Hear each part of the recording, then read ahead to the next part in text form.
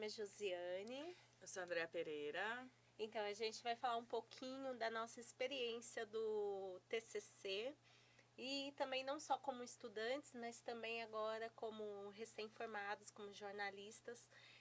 O nosso trabalho de conclusão de curso, ele foi uma série de reportagens para a rádio, onde nós abordamos as consequências e também todas as complicações que o vício do crack traz às crianças e adolescentes, bem como as dificuldades que têm os familiares e também profissionais que lidam com esse público. Então, como estudantes, né, de TCC, tudo que pôde acontecer conosco, né, durante a conclusão desse trabalho, aconteceu. Então, nós tivemos troca de orientador, tema também, porque você vem de uma ideia, de um trabalho, mas no final as fontes não condizem com o que você precisava. Então, teve desistência de colega também, de grupo. Então, assim, mas tudo foi um grande desafio, um grande aprendizado também. Isso.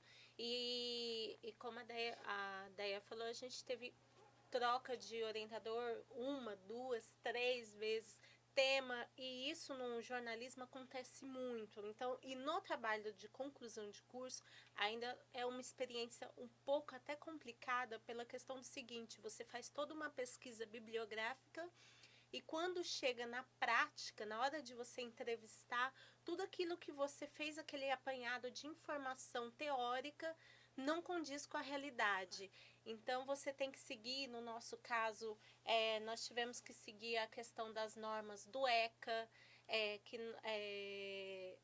nós não podíamos entrevistar, as ONGs não permitiram, os familiares também não, a gente não pôde entrevistar as crianças de rua, adolescente, porque não tinham um responsável. Então, você tem que estar atento todas essas regras também, essas normas dos órgãos públicos. Os cuidados, e acho que o que foi essencial também para o nosso trabalho foi o feeling, porque a partir de uma fonte você tentava minuciar o que ela queria informar e a gente conseguia dar um passinho mais para frente. E aí aquela outra fonte dava uma visão para um outro tema que em momento algum também às vezes não foi abordado dentro dos livros que nós pesquisamos. Por quê? Porque depende da vivência de cada pessoa. Cada um tem a sua história para contar. E no jornalismo é isso, é você passar o conhecimento profissional das pessoas, mas também daquela pessoa que está do outro lado. Quem é aquela mãe que está sofrendo, aquele profissional que tem uma dificuldade com a criança, em especial, que é usuário de crack. Que ninguém mostra, que ninguém sabe. Porque é só no dia a dia que ele vivencia aquilo. Então, assim, e isso pra gente foi até uma questão muito importante, porque a gente vai com um script, um roteiro todo formulado, todo pronto. E quando a gente chega na hora para entrevistar, aquilo cai por terra, porque são tantas experiências, né, Deia? São tantas histórias. A gente abordou praticamente a geração do crack, né? Crianças e adolescentes usuárias de crack. Mas desde dos anos 80, são profissionais que pegaram os primeiros casos de usuários de crack. Então, do centro da cidade, o que aconteceu, essa nova droga? Então, eles sabem o processo de o que aconteceu para chegar hoje o que está na Cracolândia. Então, assim, foi um trabalho, como eu disse, de formiguinha, minucioso, um grande desafio e um grande aprendizado. Porque, olha, foi complicado, mas deu certo. E além disso, a gente também lida com a questão da omissão de informações.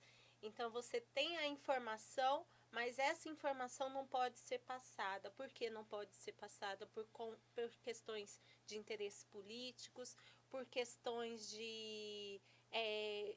próprias mesmo, de não poder, de ter que manter o sigilo e não querer informar. Então, a gente também teve que lidar com isso. E isso também foi um desafio muito grande para a gente, porque a gente precisava desenvolver esse trabalho de conclusão de curso, mas nós não tínhamos o material suficiente, né? Daí. Então, para acolher todo o material também a gente teve uma grande dificuldade. Os dados atualizados, não tem atualizações. Hoje em dia, se você perguntar quantas crianças são usuárias de crack, crianças e adolescentes da cidade de São Paulo, a pergunta vão ser 400, 300, ninguém tem dados. Os hospitais não têm dados de quantas crianças nascem em situações de risco por causa das mães que são usuárias. Então, nada disso tem. Não há uma ligação entre hospitais, entre ONGs, entre associações, é perdido. Sabe-se que uma criança usa crack, mas não sabe se ela passou pelo acolhimento, se ela já passou no hospital, então é tudo muito perdido. Então, cada novo caso que acontece, cada nova criança, adolescente, que é dada em hospital com overdose, algum problema decorrente de droga, principalmente o crack, depois não há um acompanhamento. Há um atendimento prévio e depois o que acontece com essa criança? Ela é um número, mas um número vago. Você não tem um número certo, exato, de quantas são. E isso também sem contar com a falta de retorno dos órgãos públicos. Então, você quer ouvir os dois lados. Você quer ouvir o rico e o pobre, que é o que...